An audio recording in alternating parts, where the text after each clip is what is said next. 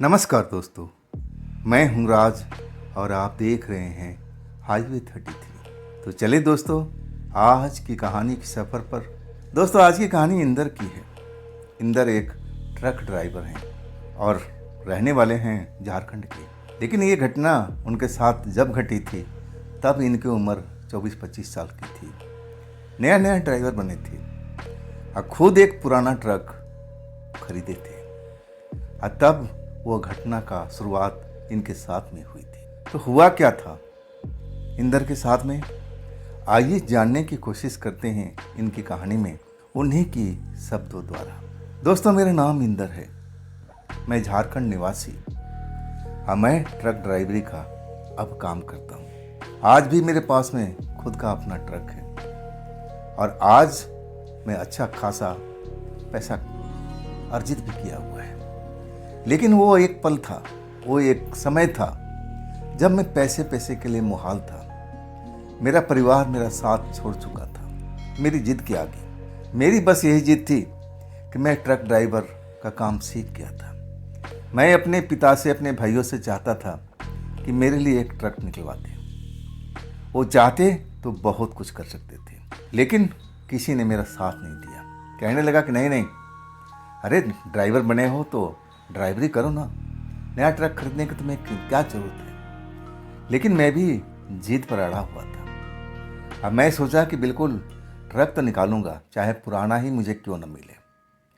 फिर मैं अपने कारीगुजारी में जुट गया था। जैसे तैसे अपने पिता से कुछ पैसे लिए, वो भी मना कर रहे थे। भाई उनके ऊपर भी दबाव डाल रहे थे कि नहीं, सब पैसा बेकार जाएगा, इसको बोलो कि कम से कम 1-2 साल तक ड्राइवरी करें, सैलरी पर काम करें, और जब परफेक्ट ड्राइवर बन जाएगा तो हम लोग खुद इसका हेल्प करेंगे, नया ट्रक निकलवा देंगे। लेकिन मुझ पर तो जुनून सवार था, मैं किसी की बात सुनता ही नहीं था। जो मुझे समझाने की कोशिश करते थे ना, लगता था कि मेरा अब नीचा दिखाने की कोशिश कर रहे हैं। उस टाइम यही महसूस होता था। अब मैं जिद्दी इंसान था, जिद्दी लड़का था। एक बार मन में ठान लेता था ना, तो चाहे कुछ भी हो जाए मैं अपना जिद पूरी करके रखता था। पिता को मैं अब अपने सांचे में ढाल लिया था, समझाया कि नहीं, नया नहीं, हम पुराना ट्रक खरीदेंगे। जैसे तैसे अब जुगाड़ हुआ और इसके बाद मेरे पिता ने कई बार मना किया कि सोच ले, पुराना सामान जो होता है ना, आए दिन नुकसान देता है, यही तो ट्रक का मामला है। लेकिन मैं अपना जिद कहाँ छोड़ने वाला था। मेरे पे तो ट्रक चलाने का जिद बना हुआ था कि मैं अपना ही ट्रक चलाऊंगा और पुराना ट्रक खरीद लेता हूँ। अब इसके बाद वही सब दुश्वारियाँ, वही परेशानियाँ पुराने ट्रक के साथ में होने लगी। आए दिन ट्रक खराब होता था। जब तक मेरे पिता साथ देते रहे और तब तक मैं पैसा लगाता रहा। लेकिन अब उनका भी पैसा मैं ख़त्म कर दिया था। अब भाई के पास तो मैं जा ही नहीं सकता था। भाई तो अब वो हंसते थे कि मैं बोला था ना कि पुराना चीज़ मत खरीद, अभी तो ड्राइवरी कर, मजाक उड़ाते थे। तो उनसे तो मैं उम्मीद ही छोड़ चुका था।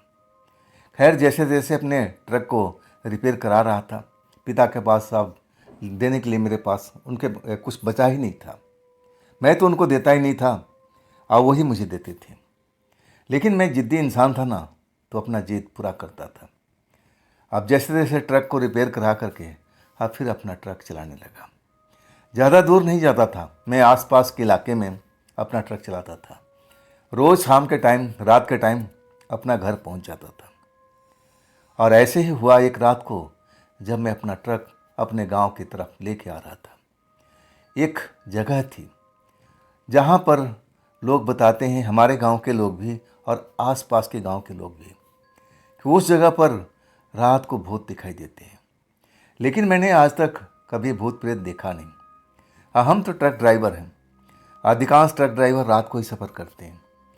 जो अब मुझे अगर कोई भूत दिखाई देता तब तक देख लेना चाहिए था। तभी मैं इन चीज़ों पर विश्वास नहीं करता था कि नहीं, ये सब कुछ नहीं होता है, ये शक्तियाँ होती ही नहीं है।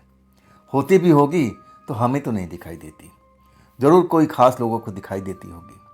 क्योंकि मैं तो डरता था नहीं, और लोग बाग कहते थे कि जो इंसान डरता नहीं है उसके पास भूत प्रेत भी नहीं आते, ऐसा मानना था। और मैं वैसे ही निडर होकर के अपना काम कर रहा था। जब मैं उस इलाके में आता ना, वो बगीचे का इलाका था। हमारे गांव से मात्र 3 किलोमीटर की दूरी पर वो जगह थी। रात का करीब 10 बज चुका था। हाँ, मैं उस जगह से गुजर रहा था और ट्रक मेरा अच्छा खासा चल रहा था।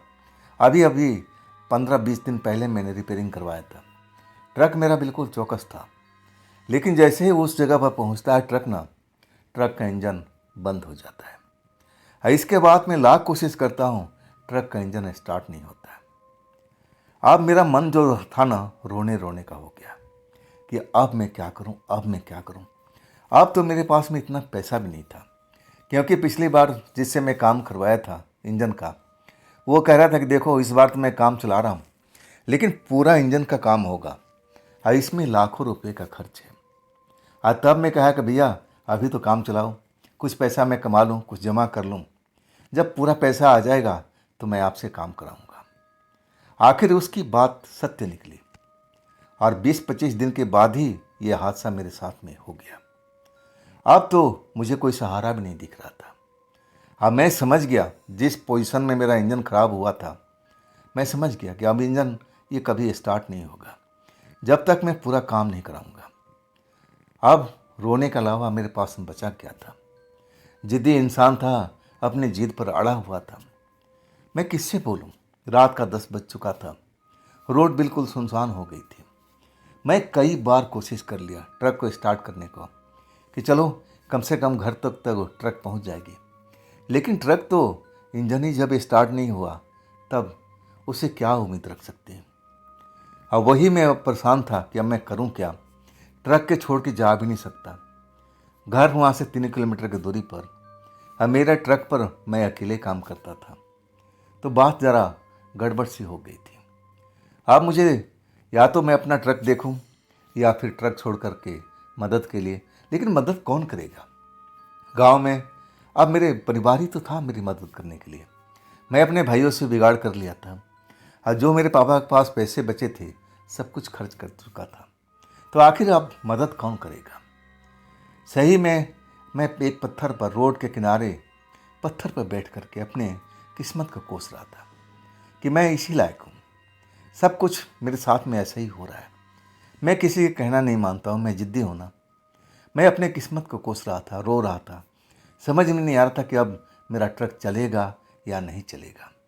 मुझे तो उम्मीद अब लग रहा था कि छोड़ना पड़ेगा। ये ट्रक ना लाख रुपये होंगे और ना मैं ट्रक को सही करा पाऊँगा। कहीं ये ट्रक कबाड़े में ना जाए, मुझे बड़ा आशंका था। अब मैं बस अपना सब कुछ गंवा करके, यही तो मेरे पास में ट्रक बचा हुआ था, यही तो हमारी अब पूंजी थी, और ये भी मैं खोने वाला था। अगर ट्रक का काम नहीं होता तो मैं तो बर्बाद हो जाता। आखिर मेरे पास में अब कोई ऐसा बचा ही नहीं था जिससे मैं मदद मांगूं। मैं पत्थर पर बैठे अपनी किस्मत को कोस रहा था, आंखों से आंसू निकल रहा था। रोड बिल्कुल शांत था, बिल्कुल कोई भी आवागमन नहीं हो रहा था। तभी एक बूढ़ा अपने हाथ में डंडा लिए हुए और पैदल ही रोड पर आता हुआ अब दिख रहा था। मैं भी उसको देखा कि चलो अब ये यात्री हैं, इधर से उधर कहीं जा रहे होंगे। मैं शांत बैठा रहा पत्थर पर और वो मेरे पास से गुजर रहे थे। जब वो देखे कि शायद यहाँ ट्रक है, ये शायद ड्राइवर है, तब वो मेरे पास में आ गए। बोलने लगे, अरे बेटा, ट्रक तुम्हारा है क्या? मैं बोला, हाँ मेरा ही है। तब यहाँ तुम क्यों बैठे हुए हो? जाओ बेटा, अपने घर निकल जाओ, ये जगह ठीक नहीं है, ऐसा बोला जाता है। और तब मैं कहने लगा कि चाचा मैं जाऊँ तो कैसे जाऊँ, ट्रक मेरा बिगड़ चुका है। अब मैं पूरा कहानी बताने लगा कि चाचा इसमें तो लाख रुपए का खर्च है, अब मैं कहाँ से लेके आऊँगा। चाचा मेरी बात सुनते रहे। उनको शायद जल्दी नहीं थी अपने घर पहुँचने की। मेरे बगल का पत्थर था और उस पर बैठ गए और मेरी तरफ देखते रहे, मेरी कहानी सुनते रहे। जब मैं अपनी पूरी कहानी बता दिया, तब वो मेरी तरफ देख कर कहने लगे, बड़ा दुख की बात है बेटा, लेकिन अब करोगे क्या? तुम्हारे पास तो पैसा है नहीं, तो इस ट्रक का होगा क्या? इसका फ्यूचर क्या है? अब तुम बताओ। मैं कहने लगा, चाचा मैं क्या कर सकता हूँ, अब मुझे कोई उम्मीद नहीं लग रहा है। मुझे तो अब कोई कर्जा देकर भी राजी नहीं है। मैं किससे कर्जा मांगूंगा? मुझे कोई सही ढंग से अब पहचानता भी तो नहीं है। सब मेरे पिताजी को जानते हैं, मेरे बड़े भाई को जानते हैं। उनके कहने पर तो सब कुछ मिल सकता है, लेकिन मेरे कहने से कुछ नहीं मिलेगा। जिसको देने का भी मन होगा ना, वो मुझे देख करके मना कर देगा। वो बुजुर्ग व्यक्ति सोचते रहे, कभी ऊपर देख रहे थे और कभी अपने पैरों को हिला रहे थे। मैं समझ रहा था कि ये टाइम पास कर रहे हैं। तब मैंने पूछा कि चाचा, आपको घर जाना चाहिए, रात काफ़ी हो गया है। हाँ, तब कहने लगे, अरे बेटा, अब बुढ़ापा आ गया है ना, अब घर में वो वाली कहाँ बात है। जैसे तुम्हारी हाल है वैसा ही मेरा हाल है। मैं भी रात के टाइम थोड़ा सा शांत में वातावरण में भटकता रहता हूँ। मैं घर से ज़्यादा दूर नहीं हूँ, बस पास में ही मेरा घर है, बस्ती है। गरीब लोग हैं हम ना, अब हमारे पास में महल वगैरह तो है नहीं। वो अपना दुखड़ा गाने लगे, लेकिन मुझे उनके दुखड़ा में कोई इंटरेस्ट नहीं था। मैं तो अपने गम में डूबा हुआ जा रहा था कि अब क्या होगा, अब क्या होगा। अचानक वो चाचा अपने पैर हिलाते हिलाते रुक गए। कहने लगे, अरे बेटा, ये एक आइडिया है। मैं बोला, चाचा कैसा आइडिया? कहने लगे, बेटा, हमारी बस्ती में एक औरत रहती है, वो पैसा देती है, उधार देती है, उसके पास बहुत पैसा है। अगर तुम चाहो तो उसे रिक्वेस्ट कर सकते हो, शायद वो तुम्हारी बात को मान ले।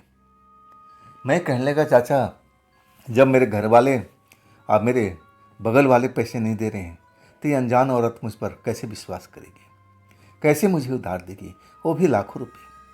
और तब चाचा कहने लगे कि हाँ बेटा, तुम्हारी बात बिल्कुल सही है, लेकिन चिंता मत करो, वो ऐसे उधार देती नहीं है, बदले में कुछ न कुछ जरूर गिरवी रखती है। मैं हंस के कहने लगा कि चाचा, अब आपको तो मैं अपना दुखड़ा सुना दिया हूँ। मेरे पास में ऐसे कोई कीमती चीज़ तो है नहीं कि मैं अब गिरवी रखूँगा। ले दे कि यही ट्रक है, चलो ट्रक को गिरवी रखवा करके मुझे पैसा दे दो। तब चाचा कहने लगे, नहीं बेटा, तू मेरी बात को समझे नहीं। अब चाचा समझाने लगे कि देखो बेटा, वो ईमान की बड़ी पक्की है और वो ऐसा कोई लेन देन नहीं करती, वो विश्वास पर काम करती है, और उस विश्वास पर अगर कोई घात करता है ना तो उसको बख्शती भी नहीं है। मैं अब जरा उनकी बात सुनकर आश्चर्य में पड़ गया था कि विश्वास पर भी लोग आजकल उधार पैसा दे देते हैं। मैं सोच रहा था, चाचा कहते ही जा रहे थे। आखिरकार उनका बात पूरा हुआ। तब मैं कहने लगा कि चाचा, अगर मेरे पर विश्वास कर लेगी तो क्या मुझे पैसा दे देगी? चाचा कहने लगे, एक बार ट्राई तो कर लो, शायद तुम्हारी बात बन जाए। लेकिन बेटा, कुछ ना कुछ तुम्हें गिरवी जरूर रखना पड़ेगा, चाहे तुम अपना ईमान रखो या फिर तुम अपनी आत्मा रखो। मैं उनकी बात पर गौर करने लगा कि भला कोई अपना ईमान और कोई आत्मा कैसे गिरवी रख सकता है। और तब शायद चाचा को समझ में आ गया था। और तब कहने लगे, बेटा संकोच मत करो, ये देखो तुम्हारी ज़रूरत अब है, और ज़रूरत के टाइम में इंसान न जाने क्या क्या कर लेता है। ये चलो, मैं तुम्हें उसका घर दिखा देता हूँ। हालांकि मैं उससे ज़्यादा बातचीत नहीं करता, रास्ता मैं बता देता हूँ। अगर वो तुम्हें देना चाहे पैसा तो दे सकती है, तुम रिक्वेस्ट कर सकते हो। चाचा जब कहने लगे तो मुझे थोड़ा बहुत यकीन होने लगा कि चलो इसमें मेरा क्या बिगड़ना है। और चाचा कह रहे हैं कि पास में ही बस्ती है, ज़्यादा दूर भी नहीं है, गरीबों का बस्ती है, झुग्गी झोपड़ी जैसा है। मैं सोचने लगा कि इतना पैसा है, आखिर उस औरत के पास में कहाँ से आया होगा। मैं यही सब सोचता रहा। तब चाचा कहने लगे, देखो चलना है तो चलो, मैं गुजर रहा हूँ इधर से, अब घर ही जाऊँगा। अगर नहीं जाना है तो कोई बात नहीं, इंतज़ार कर लो। और चाचा जाने लगे। और तब मैंने फैसला कर लिया, चलो बगल में ही है शायद बस्ती, पता करने में क्या जाता है। मैं कहने लगे, चाचा जी मैं चल रहा हूँ। और तब चाचा मुस्कुरा दिए और कहने लगे, आओ फिर, देर किस बात की। मैं अपना ट्रक को छोड़ दिया। ट्रक तो खाली पड़ा था, केबिन वगैरह लॉक कर दिया था। अब क्या हो सकता था? चोरी करना, अब ये बंद ट्रक को कौन चोरी कर सकता है? चाचा के पीछे पीछे चल पड़ा। चाचा खेतों से अब झाड़ियों में उतर चुके थे, बगीचा भी पार हो चुका था। हाँ, कह रहे थे कि बस पास में ही है। लेकिन मैं काफ़ी दूर चाचा से बात करते करते आ चुका था। अभी तक ऐसा कोई झोपड़ी वगैरह दिखाई नहीं दे रहा था। तब अब एक बगीचा आया, छोटा सा बगीचा, और उस बगीचा में से गुजरने लगे। तब मैं, अंधेरा था ना बगीचे में, तब मैं गौर किया कि चाचा जो कपड़ा पहन रखे हैं ना, अंधेरे में भी ये चमकता है। ऐसा तो कपड़ा नहीं है मेरे पास में, और ऐसा कपड़ा हमने कभी देखा नहीं है। कोई खास किस्म का कपड़ा होगा। मैं ज़्यादा गौर नहीं किया। तब तक बगीचा हम लोग पार कर लिए थे। पार करने के बाद मैं पूछता रहा कि चाचा अब कितना दूर जाना है? अब तो हम रोड से काफ़ी दूर आ चुके हैं। तब चाचा कहने लगे, हम आ तो गए। देखो बेटा, यही घर है जिसमें रोशनी हुई पड़ी है। मैं उसके घर पर दरवाजे पर नहीं जाऊंगा। तुम जाओ और 3 बार दरवाज़ा खटखटाना। मैं बोला कि क्यों?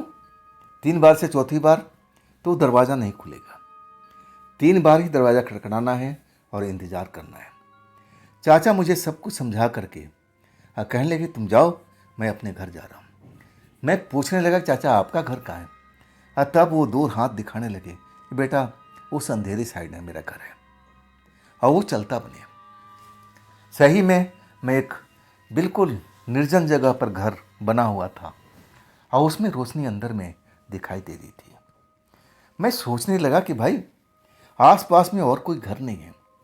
ये खेतों के बीचों में जैसे झाड़ियों के बीच में घर बना हुआ है। क्या इनको डर नहीं लगता है जंगली जानवर, गिद्दड़ वगैरह, या फिर भूत प्रेत से? जबकि ये इलाका भूतों का बताया जाता है। मुझे क्या करना है? चलो, मैं जैसे मेरे चाचा ने बताया था, अब मैं उस दरवाजे पर पहुंच जाता हूँ। जाकर 3 बार दरवाजे खटखटाता हूँ। अब फिर मैं इंतज़ार करने लगता हूँ।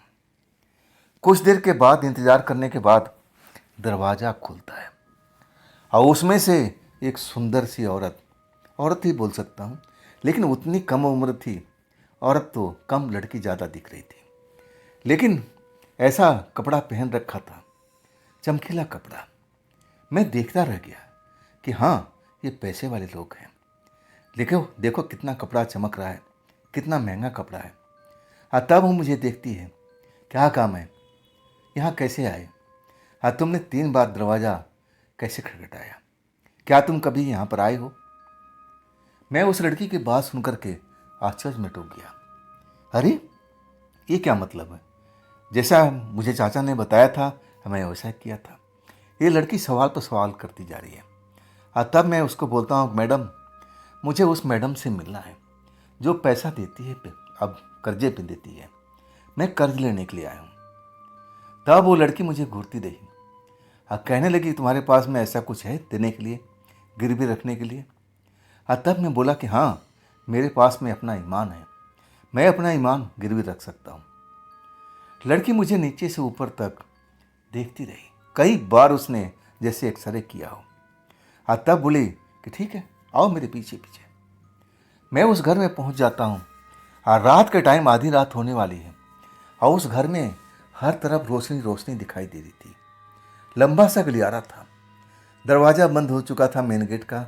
लड़की आगे आगे, अब मैं पीछे पीछे। एक बंद दरवाजे के पास में आकर रुक जाती है, कहती है, यहाँ पर इंतज़ार करो, दरवाज़ा खुलेगा और जब आवाज़ आएगी तब तुम अंदर जाना।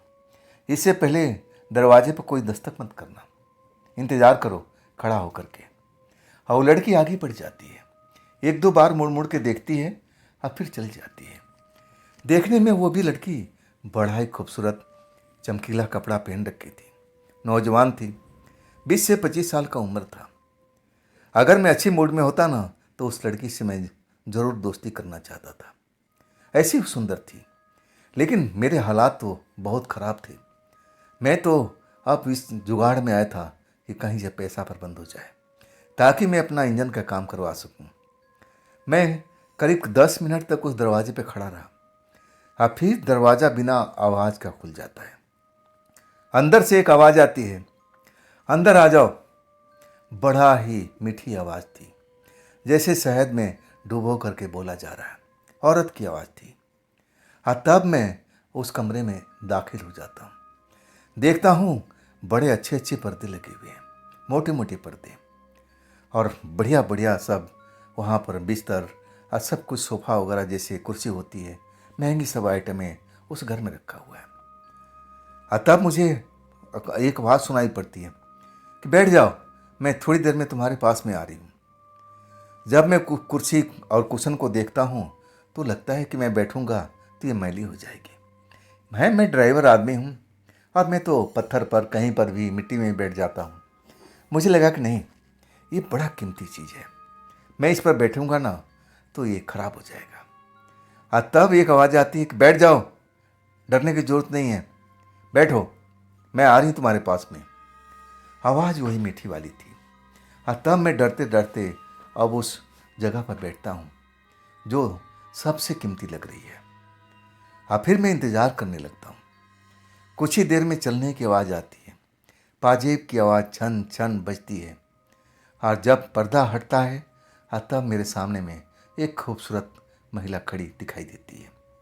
और वो भी देखने में 20-25 साल से, वो भी उम्र की ज़्यादा नहीं दिखती। सफ़ेद गाउन पहन रखी है, गाउन भी चमक रहा है। मेरे सामने वाले कुशन पर आकर के बैठ जाती है और अपने पैर दूसरे पैर पर रख करके हिलाने लगती है, जैसे चाचा हिला रहे थे उस पत्थर पर बैठे हुए, वैसे ही सेम डिट्टो। हाँ, मुझे एक्सरे कर रही है नीचे से लेकर ऊपर तक, जैसे मेरे अंदर झांक रही है कि इसके अंदर में वाकई में हाड़ मांस का है या मशीन का है। मुझे तो ऐसा ही लग रहा था। हाँ, तब वो लंबी सांस लेती है, हाँ कहती है, हाँ अब बोलो, तुम्हें किसने भेजा है।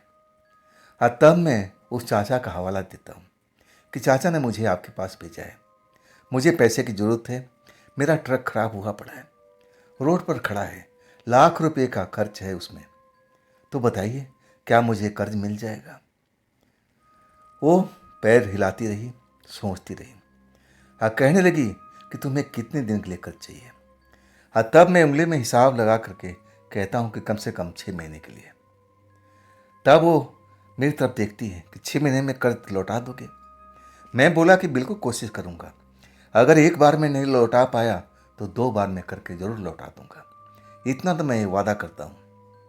अब मैं ये वादा तोड़ूंगा नहीं, चाहे कहीं से भी मुझे पैसा लाना पड़े, लेकिन मैं पैसा चुका दूंगा। मैं अपनी तरफ से अब उसको ताकीद कर रहा था कि मैं अब सारा पैसा आपको लौटा दूंगा, डरने की आवश्यकता नहीं है, क्योंकि वहाँ मुँह ज़बानी खेल था, कोई लिखा पढ़त नहीं था, कोई सामान अब सोना चांदी रखना नहीं था, अब जुबानी का बात थी। अब मैं जुबान का बड़ा पक्का इंसान था और वही मैं उस औरत को समझाने की कोशिश कर रहा हूँ। हाँ, देखने में वो भी खूबसूरत खूबसूरत थी, इतनी खूबसूरत थी कि मैं जब उसकी आंखों में देखता ना तो उसमें डूब जाने का मन करता। अगर मैं अच्छे मूड में होता और मौसम सही होता तो मैं ज़रूर इससे प्यार करने की कोशिश करता, लेकिन मैं आज इससे मदद मांगने के लिए आया था। अब मेरी इतनी हिम्मत नहीं थी कि मैं उसको उस नज़र से देखूं।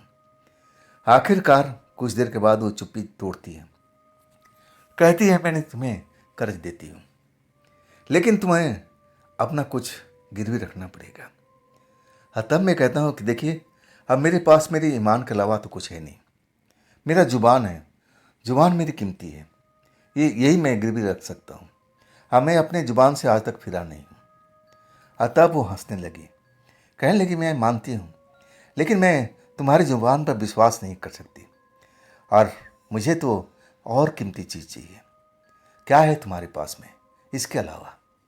हाँ, तब मैं कहने लगा कि देखिए, मेरे पास में पुराना ट्रक है, अगर वो गिरवी रखना है तो पेपर मैं ला के दे देता हूँ। हाँ, तब हंस के कहने लगी, नहीं नहीं, ऐसी चीज़ों को हमारे यहाँ कोई महत्व नहीं है। हाँ, तब मैं बोला कि और बताइए, मेरे पास में और कुछ रखने का नहीं है, तो क्या मैं ये समझूँ कि मुझे कर्ज नहीं मिलेगा। हाँ, तब वो कहने लगी, नहीं ऐसी बात नहीं है, तुम्हारे पास वो चीज़ है, मैं देख रही हूँ। हाँ, तब मैंने कहा कि क्या चीज़ है, अब मुझे भी तो पता होना चाहिए। हाँ, तब कहती है, तुम्हारी आत्मा। आत्मा अपनी गिरवी रख दो, हाँ जो चाहिए मैं तुम्हें देती हूँ ना, लाख रुपए मैं तुम्हें देती हूँ, लेकिन इसके लिए तुम्हें अपनी आत्मा को गिरवी रखना पड़ेगा पूरे 6 महीने के लिए। मैं सोच में पड़ गया कि भला मैं जिंदा इंसान हूँ, मेरी आत्मा है कहाँ। अरे मैं मरूंगा तब तो मेरी आत्मा बाहर निकलेगी, और जिंदा आदमी का आत्मा नज़र कहाँ आती है। मैं मन ही मन मुस्कान अब देने लगा कि कैसी पागल औरत है। मैं भला कैसे आत्मा हो सकता हूँ? मैं तो जिंदा हूँ। शायद ये ऐसी ही है, सनकी है। हाँ, तब मैं कहने लगा ठीक है, अगर आपको ऐसा ही कुछ है मंजूर तो मैं आपको आत्मा दिया। हाँ, तब वो कहने लगी दिल से कहो, अब इस बात को 3 बार कहो कि मैं अपनी आत्मा तुम्हें दे रही हूँ। मैं थोड़ा सा सोचने लगा कि इसमें कहने में कोई हर्ज तो नहीं है, कोई बुराई तो नहीं है। अरे मैं तो जिंदा हूँ, मेरी आत्मा कहाँ से निकल जाएगी? हाँ, तब मैं सोचा जो होगा देखा जाएगा, अब तो बोलना ही है ना। अब मैं बोल देता हूँ कि ठीक है, मैं अपना आत्मा आपको दिया, गिरवी रखा पूरे 6 महीने के लिए। औरत मुस्कुरा देती है। हाँ, कहती है बैठो, अब तुम्हारी आत्मा अब मेरे पास में गिरवी है, लेकिन मैं तुम्हें वो धन तो दे दूँ। अंदर जाती है। अब फिर एक पुराना सा थैला लेके आती है। थैला मुझे पकड़ा देती है। हाँ, कहती है पूरा गिन लो, बाद में मत कहना कि कम है। हाँ, मैं अब उस नोट को देखता हूँ, आइडिया करता हूँ। अब गिनने का मैं जहमत नहीं उठाता हूँ।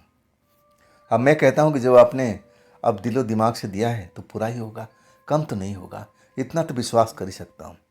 नोट का बंडल मेरे हाथ में आकर के आज मेरा दिमाग काम करने लगा कि चलो अब सुबह ही मैं मिस्त्री को बुलाऊंगा, अब फिर ये काम मेरा हो जाएगा। मैं बड़ा खुश था। तब वो कहने लगी कि ठीक है, इसी खुशी में मैं आपको एक शरबत पिलाती हूँ, शायद आपको आनंद आएगा। फिर अंदर जाती है और फिर एक बड़े से गिलास में शरबत लेके आती है, ठंडा चिल्ड, मुझे देती है और खुद भी एक गिलास लेके आती है, 2 गिलास। अब हम दोनों पीते हैं। वाकई में ऐसा शरबत मैंने कभी पिया नहीं था। शरबत पीते ही ऐसा लगा कि शरीर का जितना दुख दर्द है, गम है, जो परेशानियां हैं, बिल्कुल दूर हो चुका है। जैसे किसी नशेड़ी को दारू मिल जाए, और वैसे ही मेरे साथ में हुआ था। वो शरबत पीते ही मुझे लगा कि अब क्या, सब कुछ तो मैं ही हूँ। मेरे पास में पैसा आ चुका है, अब तो मेरा ट्रक चल पड़ेगा। और पैसे क्या है, 6 महीना से पहले भी सारा पैसा इसका चुकता कर दूंगा।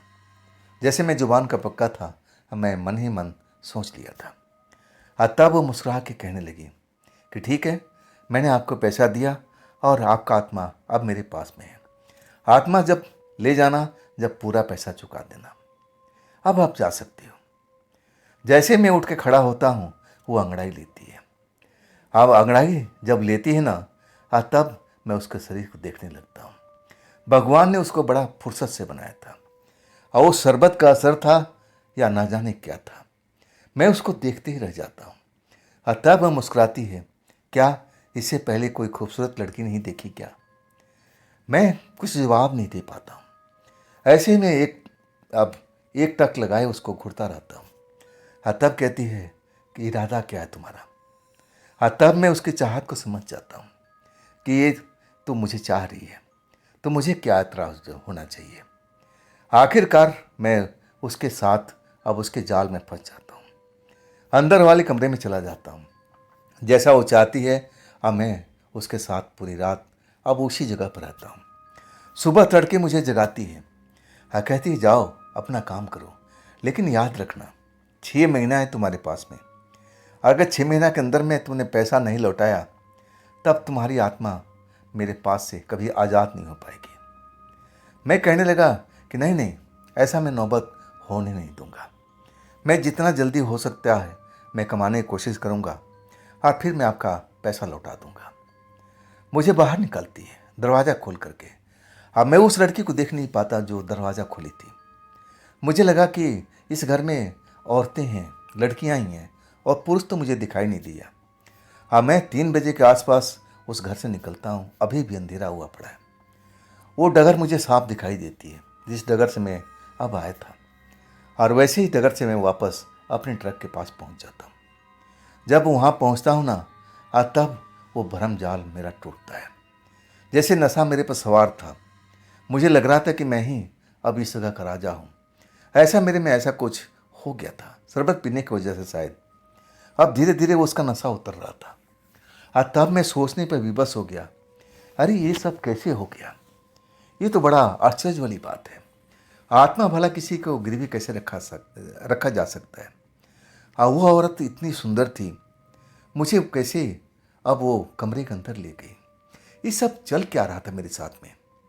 मैं सोचने लगता हूँ और तब मैं कोई फैसला नहीं कर पाता हूँ।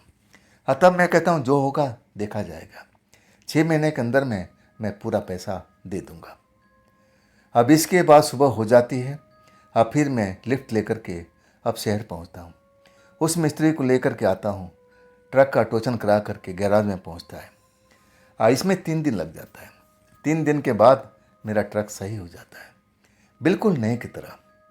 और मैं ट्रक को देख करके खुश हो जाता हूँ कि चलो अब तो मैं इतना मेहनत करूँगा, इतना कमाऊँगा, ये पैसा मैं पहले इस औरत को दूँगा। और वही शुरुआत कर देता हूँ। रात दिन मैं मेहनत करता हूँ। इस काम को करते हुए 15 दिन हो चुका था। अब मैं उसी रोड से निकल रहा था अपने गांव के लिए। 10 बज रहा था, रात का 10, अंधेरा हुआ पड़ा था। अचानक वही बूढ़ा मुझे रोड पर जाता हुआ दिखा और उसने मेरी उस रात मदद किया था। पैदल ही जा रहा था। उसको देखता हूँ, पहचानता हूँ, ट्रक रोक देता हूँ। कहता हूँ बाबा, अरे आ जाओ। आपने मुझे पहचाना नहीं? आपने उस रात मेरी मदद किया था। उसको अब जो घर दिखाए थे उस घर से मुझे पैसा मिल गया। आपने तो मदद किया था, आओ बैठो। वो बूढ़ा मुझे पहचानने लगता है और तब उसको समझ में आता है कि हाँ मैं ही हूँ। तब वो मेरे ट्रक में सवार हो जाता है। अब मैं ट्रक आगे बढ़ा देता हूँ और उसी जगह पर ट्रक ले आकर के रोकता हूँ और उस बूढ़े को उतारता हूँ कि बाबा अब आप अपने घर चले जाइए। बूढ़ा वही करता है, मुझे गौर से देखता है 1-2 बार और फिर कहता है कि बेटा और कोई सहायता की जरूरत तो नहीं है। तब मैं कहता हूँ कि नहीं बाबा, सब कुछ सही चल रहा है। आपने जो सहायता किया मैं उसका धन्यवाद कैसे करूँगा, लेकिन मैं जब कर्जा उतार दूंगा ना तो आपसे ज़रूर मिलूँगा। मैं आपको एक अच्छा सा गिफ्ट देना चाहता हूँ। बाबा हंस पड़ा और कहने लगा नहीं नहीं, मुझे ऐसा कोई गिफ्ट नहीं चाहिए, मुझे ऐसा कुछ नहीं चाहिए। फिर वो अपने रास्ते पर चल दिया। ट्रक में बंद कर दिया था और जब मैं ट्रक स्टार्ट करने लगा ना तो ट्रक स्टार्ट ही नहीं हो रहा था। बड़ा अजीब हो गया था।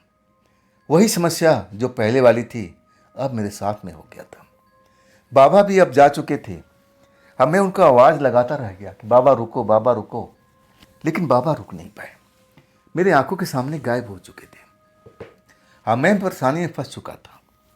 मुझे समझ में नहीं आता कि अब मैं करूं तो क्या करूं। अब उसी मिस्त्री को लेके आना पड़ेगा। अब तो लाख रुपया मैं खर्च कर चुका हूं, अब मैं इसमें कितना पैसा लगाऊंगा। और उस मिस्त्री ने कहा था कि अब तुम्हें इंजन में कोई पैसा लगाने की जरूरत नहीं है, इंजन तुम्हारा मक्खन की तरह चलेगा। और आज इंजन फिर धोखा दे दिया था। अब मैं सोचने लगा कि चलो अब रात गुजारते हैं। अब तो शहर जाकर कोई फ़ायदा नहीं है, रात गुजार लेते हैं। अब सुबह तड़के ही कोई ट्रक से, कोई बस से, जैसा भी हो लिफ्ट लेके जाऊंगा। अब फिर मैं उस मिस्त्री को लेके आऊँगा। उसको भले अब मैं समझाऊंगा कि तुमने गलत काम किया है मेरे साथ में, तुमने वादा किया था और तुमने वादा निभाया नहीं। अब मैं ट्रक के पास में अब इधर उधर घूमने लगता हूँ। गर्मी के टाइम है, अंदर जाता हूँ तो मच्छर वगैरह लगने लगते हैं। और तब मैं बाहर पत्थर पर एक बैठ जाता हूँ और इंतज़ार करने लगता हूँ कि कब रात ख़त्म हो, कब सुबह हो कि मैं शहर जाऊँ और उस मिस्त्री को लेके आऊँ। मैं पत्थर पर बैठे बैठे बस नींद के आगोश में आ गया था। अब मैं जब अपनी आंखें खोल रहा हूँ तब मैं देख रहा हूँ कि वही औरत जो मुझे कर्जा दी हुई थी मेरे सामने खड़ी थी। वो मुझे घूर रही थी। जब मैं उसको देखता हूँ ना तो हैरानी से भर जाता हूँ। अरे आप इस जगह पर कहीं आ रही हैं, कहीं जा रही हैं? तब कहती है कि नहीं, मैं इधर से गुजर रही थी। क्या तुम्हारा ट्रक फिर खराब हो गया और मदद चाहिए? मैं कहने लगा नहीं नहीं, मदद नहीं चाहिए। मैं तो अब उस मिस्त्री को लेके आऊँगा, कोई छोटा मोटा नुक्स होगा और वो निकाल देगा। मिस्त्री बहुत बढ़िया है और जब से मेरा काम किया ट्रक का तब से ट्रक मक्खन की तरह चल रहा है। ये अचानक आज ना जाने क्या हो गया। मैं वहाँ पर बैठे अब उस औरत को कहता हूँ कि देखिए रात हो गई है, अब अपने घर पहुँच जाइए। तब वो कहती है कि क्या मैं तुम्हारे पास में कुछ पल बैठ सकती हूँ? मैं कहने लगा हाँ हाँ बिल्कुल, क्यों नहीं। मेरे बगल में आकर के पत्थर बैठ जाती है और उसके बदन से ऐसे ही मदहोशी वाला खुशबू फूटता है, मैं अपने आप को रोक नहीं पाता हूँ। वो मुझसे भी अब लिपट जाती है। तब हम ट्रक के केबिन में आ जाते हैं। अब पूरी रात हम अब उसके साथ गुजारते हैं। मैं भूल जाता हूँ कि मैं एक अनजान जगह पर हूँ और ये एक अनजान महिला तो नहीं है, लेकिन ये सड़क पर अब मैं ऐसा करना नहीं चाहिए। और आखिरकार 3 बजे वो महिला कहती है कि मुझे अब जाना होगा और वो विदा हो लेती है। मैं अब जागता रहता हूँ। जब सुबह हो जाती है और तब मैं सोचता हूँ कि अब सुबह हो गई है, अब ट्रक का मैं कोई इंतज़ाम करता हूँ। कोई ट्रक जा रहा हो, कोई बस जा रहा हो तो हाँक देता हूँ। लेकिन दिमाग में ना जाने क्या आया कि एक बार ट्राई करके देख लेता हूँ, कहीं मेरा ट्रक स्टार्ट हो जाए। और वही मैं करता हूँ। जैसे करता हूँ ना, एक ही बार में ट्रक स्टार्ट हो जाता है। अब ये खेल मुझे समझ में नहीं आता है। मैं तो बड़ा खुश हो जाता हूँ, खाम खा मेरी रात खराब हुई। चलो कम से कम वो महिला तो मेरे साथ में थी, मेरी मदद तो किया उसने, पूरी रात मेरे साथ में गुजारी। चलो कोई बात नहीं है। मैं अपना ट्रक लेकर अपने काम में जुट जाता हूँ और 3 दिन के बाद में उसी जगह पर फिर वही हादसा मेरे साथ में होता है। ट्रक मेरी खराब हो जाती है और वही सिलसिला मेरे साथ में चलने लगता है। वो औरत ना जाने कहाँ से घूमती हुई मेरे पास में आ जाती है। मैं उस औरत को देखता हूँ ना, तब मैं अब समझ जाता हूँ कि ये प्यासी है और मैं भी अब इसके चंगुल में फंसा हुआ हूँ। मुझे इसके चंगुल से निकलना चाहिए। मैं सोचने पर विवश हो गया कि आखिर इस जगह पर ही आकर मेरा ट्रक क्यों खराब होती है, और जब खराब होती है तो ये महिला क्यों आ जाती है। क्या है आपस में कोई चक्कर चल रहा है, मैं समझ नहीं पा रहा था। और इसके बाद से बूढ़ा बाबा भी मुझे नहीं मिल रहे थे और उस रात भी मैं कुछ बात नहीं कर पाया था। अचानक उसी जगह पर मेरा फिर ट्रक खराब होता है। मैं इंतज़ार करने लगता हूँ कि अब क्या होगा, अब क्या होगा। ये करते करते मेरे साथ में कई बार ऐसा हो चुका था। आखिर ये औरत की वजह से मेरा ट्रक खराब हो रहा है क्या? मैं समझने की कोशिश कर रहा था, लेकिन मैं भूत प्रेत पर कभी यकीन नहीं करता था, ना जादू टोना पर, ना कोई तंत्र मंत्र पर। मुझे इन चीज़ों पर यकीन नहीं था। लेकिन जब ऐसा कुछ मेरे साथ में होने लगा ना, तब मुझे थोड़ा सा यकीन करना पड़ा कि आखिर मेरा ट्रक आकर के इसी जगह पर क्यों खराब होता है। जब मैं बाहर निकल के बैठता हूँ या ट्रक में रहता हूँ, वो सुंदर औरत मेरे पास में क्यों चली आती है? ऐसा मेरे साथ में क्यों होता है? आज भी वही हाल मेरे साथ में हुआ था। अब मैं इंतज़ार करने लगा कि कब सुबह हो। अब इस बार तो मैं मिस्त्री को ज़रूर लेके आऊँगा और उससे पूछूंगा कि आखिर ये ट्रक में होता क्या है। रात को ट्रक खराब हो जाती है, सुबह जब मैं स्टार्ट करता हूँ तो स्टार्ट हो जाता है। क्या दिक्कत परेशानी है? कुछ ही देर हुआ बैठे हुए, तब वो औरत आती हुई दिखाई देती है। अब मुझे देख करके बड़ा खुशी से भर जाती है, चहकती है, आज फिर ट्रक खराब हो गया। आज जब मैं उसको देखता हूँ ना, तो अपना सूध बूध खो देता हूँ। ऐसा ही मेरे साथ में होता था। मैं अपना दुख दर्द सब कुछ भूल जाता हूँ और मैं उसकी खुशी में शामिल हो जाता हूँ। जैसा वो मेरे साथ में करती है, मैं उसका सहयोग करता हूँ। बस यही तो करता था। लेकिन मैं आज ज़रा अलग मूड में था। जब वो आती है, अब मेरे पास बैठती है, तब मैं उससे पूछता हूँ कि देखिए, बुरा मत मानिएगा, मैं आपसे एक सवाल पूछूं? तब मुस्कुरा के कहती है, हाँ पूछिए ना, क्या पूछना है? रात तो हमारी है ना, अभी बहुत रात बाकी है, जो पूछना है जल्दी पूछो। मैं पूछता हूँ कि देखिए, ये ट्रक खराब करने में कहीं आपका तो हाथ नहीं है। वो शक की निगाह से मुझे घूरती है। उसकी जो हंसी है ना, चेहरे पर से गायब हो जाती है और मुझे गुस्से से देखती है और कहती है, तुम्हें इस बात का अंदाज़ा अब लगा? अब मुझे ऐसा लगा कि जो मैंने सवाल पूछा था बिल्कुल जायज़ सवाल था। वो औरत खुद स्वीकार कर रही थी कि इस बात का तुम्हें अंदाज़ा अब लगा। मैं एकदम चौंक जाता हूँ जब वो बात बोलती है। अब मैं कहता हूँ कि जो मैंने पूछा था आपने उसका जवाब दे दिया, मतलब आप ही इस ट्रक को खराब करती हैं। तब उसके चेहरे पर एक मुस्कान आ जाती है। कहती है, हाँ बड़े देर में समझ में आई तुम्हारी बात। मैं ही तुम्हारी ट्रक के खराब करती हूँ, मैं ही तुम्हें यहाँ लेके आती हूँ। और अगर मैं ऐसा नहीं करूं तो तुम मुझे कहाँ मिलोगे? तुमने आत्मा मेरे पास में गिरवी रखा है, याद है ना? मैं बोल पड़ा कि हाँ, अब आत्मा तुम अपने गिरवी रखा है तो इसका क्या मतलब है? आप हैं कौन? ये खेल मेरे साथ में क्यों खेल रही है? मैं आपको बोला था ना कि 6 महीने के अंदर ही मैं आपका पैसा लौटा दूंगा। कुछ पैसा तो मैं जमा कर लिया हूँ, आधा से अधिक। कुछ ही पैसा मुझे जमा करना है। अब पूरा मैं ₹1,00,000 ला करके दे दूंगा। अब उसका जो मूड था ना, बिल्कुल ऑफ हो गया था। बिल्कुल उठ के खड़ी हो गई। कहने लगी कि ठीक है, मैं भी यही चाहती हूँ कि तुम मेरा कर्जा वापस कर दो और अपनी आत्मा को मुझसे छुड़ा लो। तब मैं कहने लगा कि मेरी आत्मा तो मेरे शरीर में है। तब वो हंस के कहने लगी कि नहीं, तुम्हारी आत्मा मेरे पास में है, तुम देखना चाहोगे? मैं हंस पड़ा, ऐसा कैसे हो सकता है? आप जादूगरनी हैं, तंत्र के जानकार हैं, मुझे ऐसा लग रहा है, लेकिन मेरी आत्मा मेरे शरीर के अंदर में है। ऐसा हो ही नहीं सकता कि मेरी आत्मा अब मेरे शरीर से बाहर हो जाए। तब वो ताली बजाती है। कहती है कि देखो। जैसे ताली बजाती है ना, मैं देख करके हैरान हो जाता हूँ कि मैं खुद उसके बगल में खड़ा हुआ दिखाई देता हूँ। वही वेशभूषा जो मैं कपड़ा पहन रखा हूँ, वही मेरा शरीर, वही सब कुछ। एक पल के लिए मैं देख करके आश्चर्य में डूब जाता हूँ। मुझे चक्कर आता है, मैं अपने आप को संभाल नहीं पाता हूँ और बेहोशी में अब गुम हो जाता हूँ। जब मुझे होश आता है ना, तो सुबह हो चुकी होती है। मैं जैसा लगता है कि भयानक सपना देख रखा हूँ। मैं अपने ट्रक में सवार होता हूँ और फिर जैसे ट्रक को स्टार्ट करता हूँ, ट्रक मक्खन की तरह स्टार्ट हो जाती है। अब जो मेरे साथ में रात में घटना घटी थी, अब मैं उस बात को समझने की कोशिश करता हूँ। मैं समझ नहीं पाता हूँ।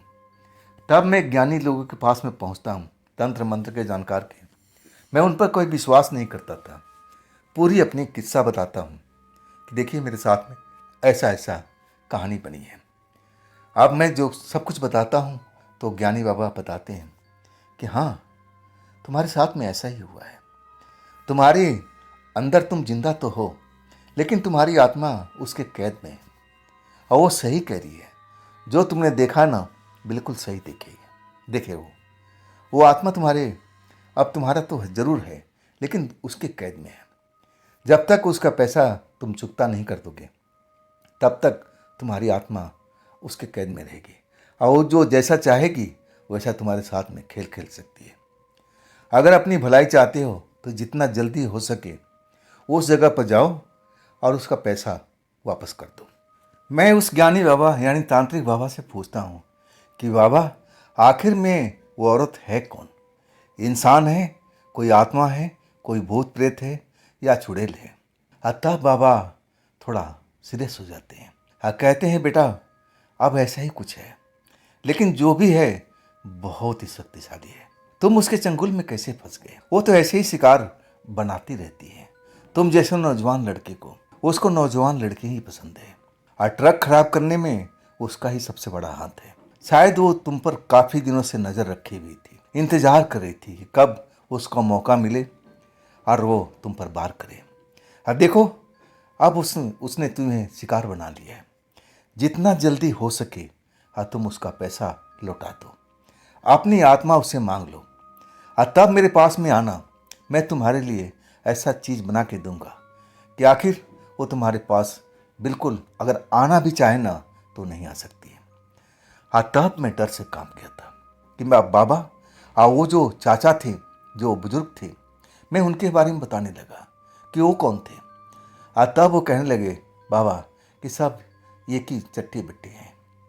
वो ऐसे ही है, अपना माया जाल फैला रखी है। तुम जैसे नौजवान को उसकी ज़रूरत होती है अपनी भूख मिटाने के लिए, और ऐसा ही करती रहती है। जितना जल्दी हो सके उसका कर्जा निपटाओ। देखो, मैं इंतज़ाम तो अभी भी कर सकता हूँ, लेकिन मैं अभी करने से कोई फ़ायदा नहीं है, फिर तुम नुकसान में रह जाओगे। मैं समझ नहीं पाया था। तब मैं कहने लगा कि बाबा, अगर मैं वहाँ जाऊँ पैसा देने के लिए, मेरे साथ में कुछ और तो नहीं करेगी? तब बाबा मुस्कुराए कि नहीं, तुम उसका पैसा लौटा दो, तुम्हें अब तुम्हारा आत्मा लौटा देगी। तुम सही सलामत मेरे पास में आना। मैं ऐसा इंतज़ाम कर दूंगा कि वो चाह करके भी अगर तुम्हें ढूंढने की कोशिश करेगी, तुम्हें दोबारा शिकार बनाने की कोशिश करेगी, वो कर नहीं पाएगी। वाकई में वो यह घटना मुझे बताए थे, मैं तो हिल गया था। मैं कभी तंत्र मंत्र पर कभी ऐसी शक्तियों पर विश्वास नहीं करता था। मैं एक ऐसे माया जाल में फंस गया था कि मैं अपना आत्मा ही गिरवी रख दिया था। मुझे अपना आत्मा अब उसे छुड़ाना था, नहीं तो मेरे साथ में ना जाने कैसा कैसा खेल खेल सकती है। और वो बाबा भी उसी के चट्टे बट्टे थे, उसी के माया जाल के एक हिस्सा थे। तब मैं अपना मेहनत करने लगता हूँ।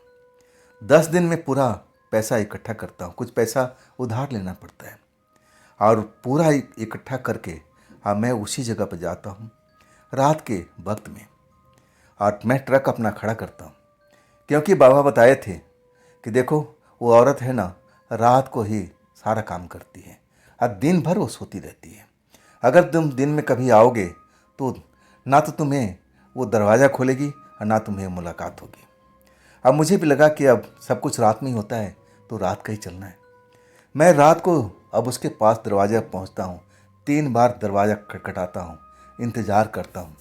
और कुछ देर के बाद अब वही आकर के दरवाज़ा खोलती है, मुझे देखती है, बड़ा खुश हो जाती है, चहकने लगती है कि आओ आओ, मैं तुम्हें याद भी कर रही थी। मैं उसके साथ अंदर जाता हूँ, वही कीमती चीज़ सब पड़ा हुआ है। मैं बैठता हूँ और तब मैं कहता हूँ कि मेरी आत्मा मुझे लौटा दो, और ये रहा तुम्हारा पैसा, आप गिनती कर लो। आप उसकी जो चेहरा देखने लायक था, बिल्कुल उसके चेहरे पर कोई भाव ही नहीं था, भाव बिल्कुल ख़त्म हो गया था। तब वो कहने लगी कि पूरे पैसे हैं ना। अब मैं कहता हूँ कि आप गिन लो, मुझे वो विश्वास मत करो, लेकिन मेरी आत्मा मुझे वापस कर दो। तब कहती है कि ठीक है, मैं भी अपने वचन की पक्की हूँ और मैं ये काम ज़रूर करूँगी। अंदर चली जाती है। अब फिर मुझे कहती है जाओ, मैं तुम्हें आज़ाद करती हूँ। अब तुम पूरी तरह से आज़ाद हो, तुम भी और तुम्हारी आत्मा भी। मैं तो जैसे खुश हो गया था। दरवाजे से बाहर निकलता हूँ और मेरा शरीर बिल्कुल हल्का हल्का सा दिखता था। नहीं तो मुझे लगता था कि मेरा शरीर बहुत भारी है। मैं आज इस बात को आभास कर रहा था कि देखो वही शरीर था और कितना वजनी लगता था, चलने का मन नहीं करता था। और आज वही शरीर है जो बिल्कुल फूल की तरह हल्का लग रहा है। मैं खुशी खुशी अपने ट्रक में जाता हूँ और अगली सुबह उस बाबा के पास पहुँचता हूँ। बाबा को बताता हूँ। बाबा मुझ पर झाड़ फूँक करते हैं। आप फिर कहते हैं कि ठीक है, सब कुछ सही है, तुम्हारी आत्मा तुम्हारे पास में है। आप इस आत्मा को अपने से अलग मत करना, ऐसा कोई काम मत करना। आप फिर मुझे एक यंत्र बना के देते हैं कि इसको पहन कर रखा करो 1 साल तक। वही मैं करता हूँ। इसके बाद में मेरा ट्रक उस जगह पर कभी ख़राब नहीं होता है। अब वही ट्रक है जो चमका करके मैं उसमें जो भी कमाता हूँ एक हिस्सा उसमें ज़रूर खर्च करता हूँ। आज वो ट्रक नहीं है, लेकिन आज मेरे पास में 3 ट्रक है और आज मैं राजी खुशी हूँ। सब कुछ जैसे कुछ भी नहीं मेरे साथ में हुआ। मैं उस बाबा से पूछा था जो तांत्रिक थे कि अगर मैं उस कर्जे को नहीं चुकाऊंगा तब मेरे साथ में क्या होगा। तब बाबा ने कहा था कि होना क्या है, तुम्हारी आत्मा उसके पास में है और तुम अपना शरीर ढो रहे हो, जो चाहती है वो कर लेती है। और देखना एक शरीर तुम्हारा कहीं लुढ़क जाएगा और तुम्हारी आत्मा अब उसी के पास में कैद रहेगा, नौकर की तरह तुम्हारे साथ बर्ताव करेगी। और तब मैं बहुत डर गया था, लेकिन उन्होंने खुलासा नहीं किया था, बाबा ने खुलासा नहीं किया था कि आखिर थी कौन वो। क्या कोई चुड़ैल थी, कोई डायन थी, या फिर कुछ और शक्ति थी। आज तक मुझे ये पहेली सुलझ नहीं पाई है। ना बाबा ने मुझे ये सब बारे में बताया। मेरी जान बच गई थी और उसकी कैद से मेरी आत्मा को मुक्ति मिल गई थी। मुझे और क्या चाहिए था। तो दोस्तों, ये थी इंदर जी की भेजी हुई कहानी। ये कहानी आपको कैसी लगी कमेंट में ज़रूर बताइएगा। अगर आपके पास भी ऐसी कोई घटना है, कोई कहानी है जो मुझे आप बताना चाहते हैं, तो आप मुझे इंस्टाग्राम पर, मेरे व्हाट्सएप नंबर पर या मेरे मेल आईडी पर अपनी घटना को, अपनी कहानी को आप मुझे शेयर कर सकते हो। और दोस्तों, ये भी चैनल आप ही का है। तो इसको भी अपना प्यार दीजिए, लाइक कीजिए, सब्सक्राइब कीजिए, अपने दोस्तों को शेयर कीजिए। और फिर मिलता हूँ ना अगली रात इसी चैनल पर, इसी समय पर। आप लोग अपना ख्याल रखिएगा। नमस्कार।